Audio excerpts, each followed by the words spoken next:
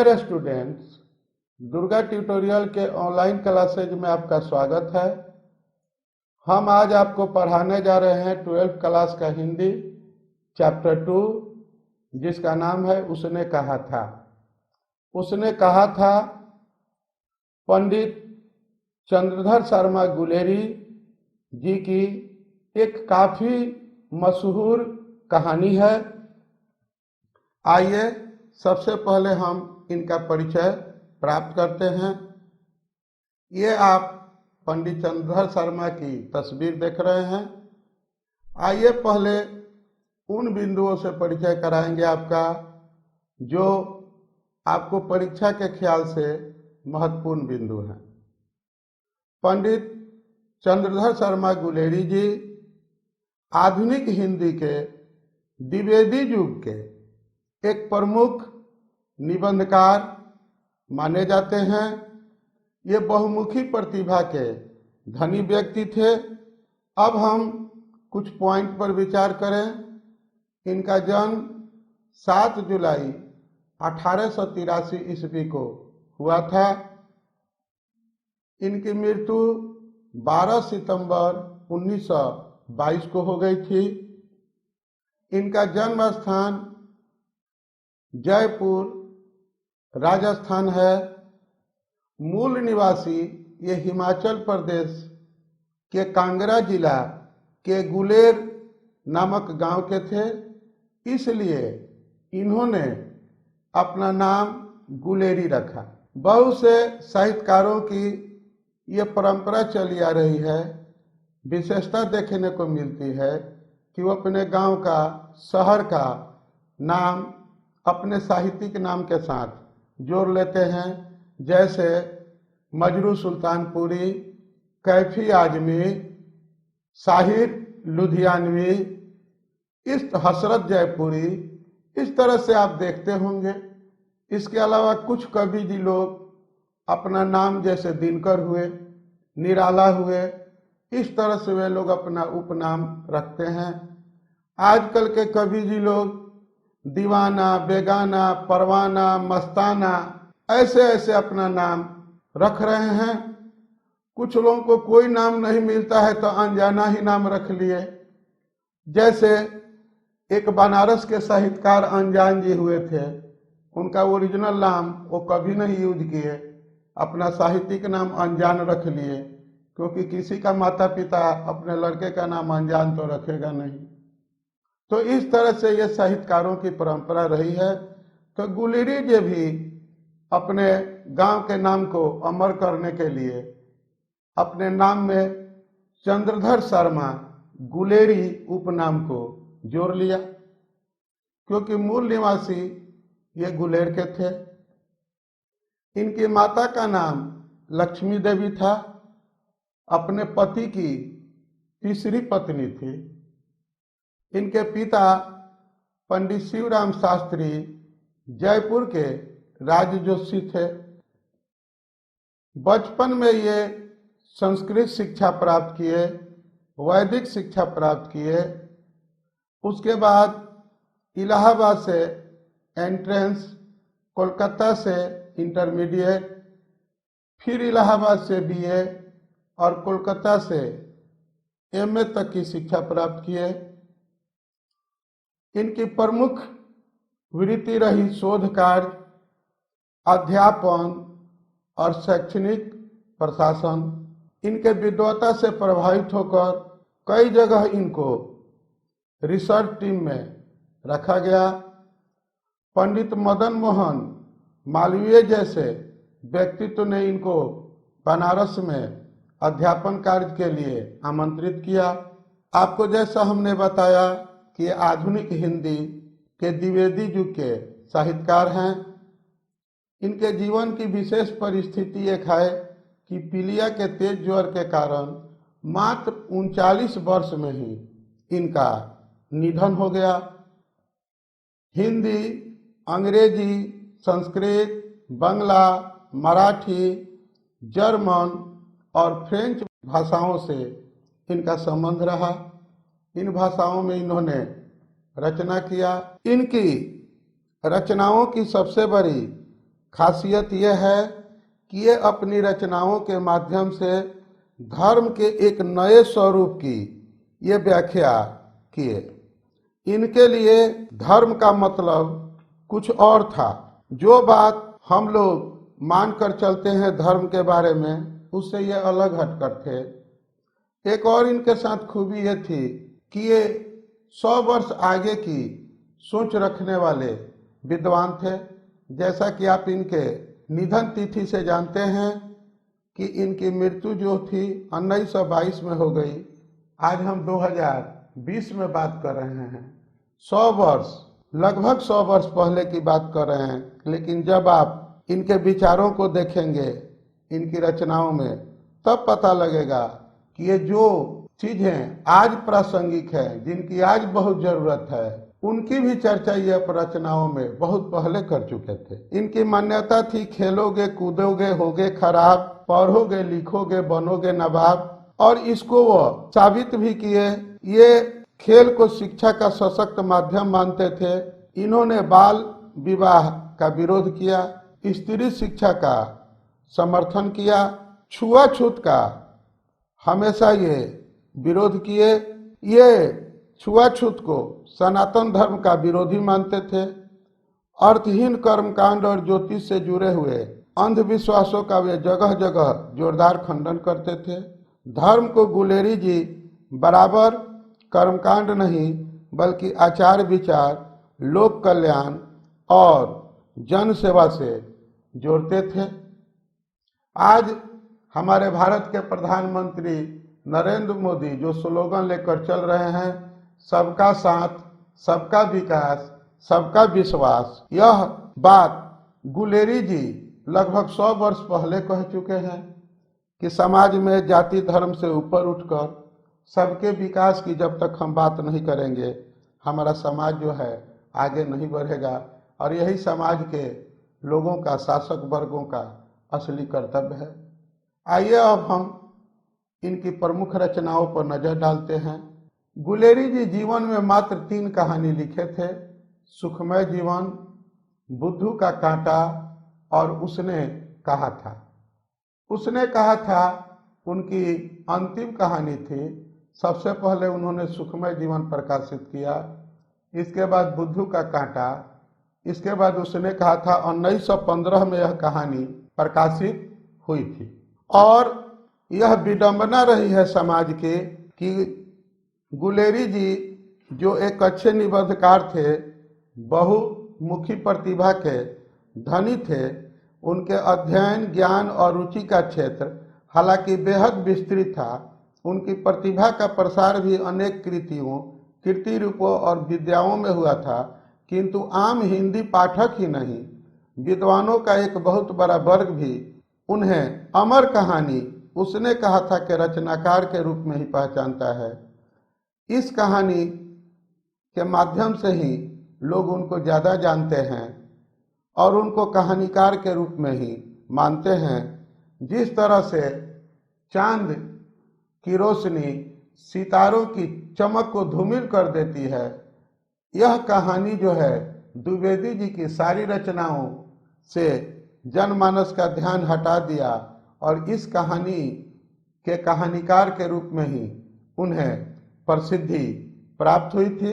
यह कहानी जो थी, इसके बारे में हम आपको आगे बताएंगे। पहले अन्य रचनाओं के बारे में थोड़ा सा बता दें। इन्होंने बहुत सा निबंध लिखा, जिनमें कछुआ धर्म, मारेसी मोही कुठार, पुरानी हिंदी, भारतवर्ष, डिंगल, संस्कृत की टिपरारी, देवा नाम प्रिय, ये सब प्रमुख निबंध है। इसके अतिरिक्त अनुवादों की बात, खोज की खाज, क्रियाहीन हिंदी, वैदिक भाषा में प्राकृतपन, ये सब इन्होंने प्रकाशित करवाया। अंग्रेजी में a poem by Bhas, a commentary on Vasayan Kamasutra, the literary criticism, इस तरह के इन्हें निबंध का भी रचना किया। बहुत कम लोग जानते हैं कि गुलेरी जी कविता भी लिखे हैं। यहाँ तक कि आपके हिंदी के बुक में भी गुलेरी जी की कविताओं का जिक्र नहीं है। मैं आपको इनकी कुछ कविताओं का नाम बता रहा हूँ। भारत की जय, झुकी कमान, सुनीति और सोहम इनकी कुछ प्रसिद्ध कविताएं हैं। अब हम इस कहानी के पाठ सारांश की बात करेंगे। उसने कहा था, जैसा कि पिछले लेक्चर में भी हमने आपको बताया कि किसी भी पाठ का जब आप सारांश लिखिए तो उस कहानी की खूबियों के पहले रचनाकार के बारे में भी 1-2 लाइन जरूर लिखिए। तो उसने कहा था, पंडित चंद्रधर शर्मा गुलेरी की कालजयी अमर रचना है। कालजयी का मतलब होता है जिसका समय का जिस पर कोई प्रभाव नहीं पड़ता है। 100 वर्ष से भी अधिक दिन हो गए इस कहानी को प्रकाशित हुए, लेकिन आपको लगेगा कि यह कहानी आज भी उतनी ही ताजी है। हिंदी कहानी के विकास में यह मील का पत्थर मानी जाती है। मोहब्बत के चमन का यह वह फूल है जिसकी ताजगी और खुशबू हमेशा बरकरार रहेगी। यह एक तरफा प्रेम कहानी है जिसमें वासना की झलक तक नहीं मिलती, यानी कि यह one sided innocent love story है। कहानी का नायक लहना सिंह अपनी नायिका की बचपन में तांगे वाले के बिगड़े घोड़े से जान बचाता है, लेकिन जब उसे यह पता चलता है कि उसकी कुरमाई हो गई है तो वह नायिका को छेड़ना छोड़ देता है। यहाँ कुरमाई शब्द पंजाबी भाषा का है, क्योंकि इस कहानी की जो घटना स्थल है वह आपको अमृतसर की गलियां हैं, विभिन्न चौक चौराहे हैं, लेकिन वह उसके चेहरे को दिल में दबाए हुए रखा, उसकी यादों के चिरागों को जलाए हुए रखा। 25 वर्ष बाद बीच में न लहना सिंह को पता चलता है कि वह लड़की कहाँ गई, न उस लड़की को पता चलता है कि वह लड़का कहाँ गया। मात्र 8 वर्ष की वह लड़की थी और उसी के आसपास के उम्र का वह लड़का भी था। दोनों अपने अपने मामा के घर आए हुए थे, कभी दही वाले के दुकान पर, कभी सब्जी वाले के दुकान पर। दोनों की मुलाकात हो जाती थी। दोनों एक दूसरे का परिचय पूछे, पता चला कि दोनों अपने मामा के घर आए हैं। लड़का बात करने के बाद अंत में उसे छेड़ते हुए एक सवाल पूछ देता था, तेरी कुरमाई हो गई क्या? इस पर लड़की कभी हंस के टाल देती थी, कभी धत तेरे की कह के चल देती थी। वे लोग आंखों आंखों में बात कर लेते थे, लेकिन एक दिन ऐसी घटना घटी कि जब वह लड़का पूछा कि तेरी कुरमाई हो गई क्या, तो वह लड़की उसके उम्मीद के खिलाफ उत्तर देती है और कहती है कि हाँ, कल ही तो देखता नहीं है यह रेशम से कढ़ा हुआ सालू, सालू मतलब साल। और ये शब्द सुनकर उस लड़के के दिल पर बिजली गिरती है। लड़का टेंशन में आ जाता है, गुस्से में आ जाता है। वहां से वो बेचैन होकर भागता है, एक वैष्णवी से जाकर टकराता है। वैष्णवी से गाली देते हुए कहती है, अंधा कहीं का। एक कुत्ते को गुस्से में ढेला चला देता है। कहीं सब्जी वाले के ठेला से टकराकर उसके सब्जी को जमीन पर बिखरा देता है और इस तरह से वह लड़का वहां से चल देता है। फिर वह दो बिछड़े हुए दिल कहाँ गए, कैसे गए, कब क्या हुआ, किसी को कुछ पता न चला। 25 वर्ष बाद एक घटना घटती है। लहना सिंह सेना में जमदार बन चुका है और अपने गांव आता है अपने जमीन के मुकदमे की पैरवी के लिए। इसी दौरान बीच में ही उसके सूबेदार की चिट्ठी आती है कि वह उसके आवास पर आकर मुलाकात करे। वहां जाने पर सूबेदार कहता है कि अंदर जा, सूबेदारनी तुमसे मिलना चाहती है, शायद वो तुमको जानती है। लहना सिंह जब अंदर जाता है तो 25 वर्ष पहले मिली हुई लड़की का चेहरा बदल चुका है, इसलिए वो चेहरे से तो नहीं पहचान पाता है, बदले हुए चेहरे को नहीं पहचान पाता है। तो सूबेदारनी ने उसे जिंदगी के उसी मोड़ पर हुई मुलाकात की अंतिम शब्द की याद दिलाती है, तेरी कुरमाई हो गई क्या। फिर वही शब्द जो कभी लहना सिंह उस लड़की को छेड़ते हुए पूछता था, आज वह लड़की वही शब्द अपने मुंह से कहती है, तेरी कुरमाई हो गई क्या। लहना सिंह जब यह शब्द सुनता है तो उसको पुरानी बातें याद आती है, याद करने लगता है।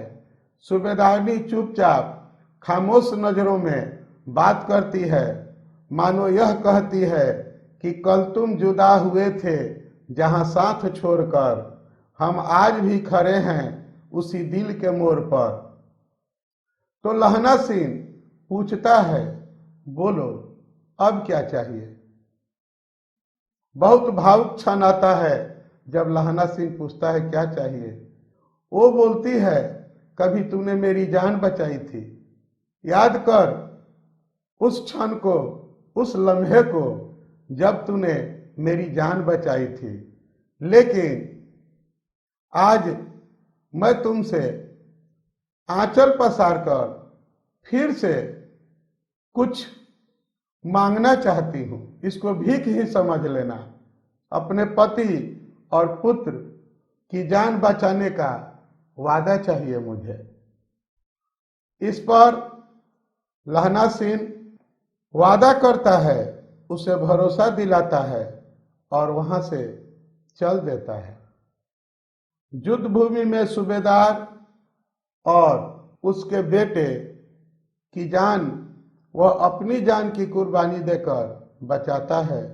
मरते मरते सूबेदारनी के लिए एक संदेश छोड़ जाता है और कहता है कि जाकर उस सूबेदारनी से कह देना कि जो उसने कहा था हमने पूरा किया।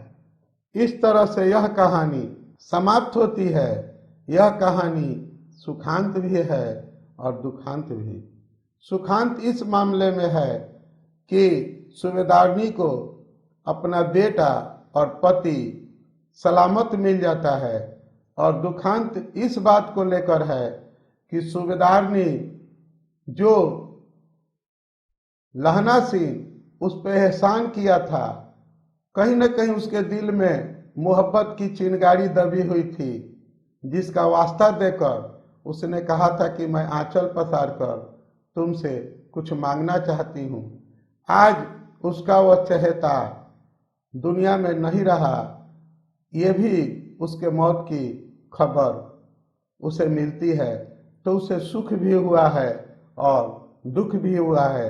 ये ऐसा लगता है कि जैसे एक दुल्हन हाथों में मेहंदी रचाती है तो उधर से उसके दीवाने के जनाजे की खबर भी आती है।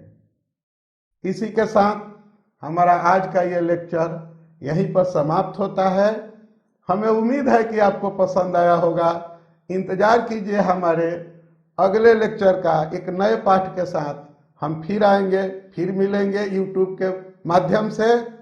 और इसमें जो भी वस्तुनिष्ठ प्रश्न हैं और शॉर्ट क्वेश्चन होंगे, शॉर्ट क्वेश्चन हम बाद में आपको देंगे। वस्तुनिष्ठ प्रश्न डिस्क्रिप्शन बॉक्स के साथ हम लोड कर देंगे। कुछ दिन बाद शॉर्ट क्वेश्चन भी लोड कर देंगे।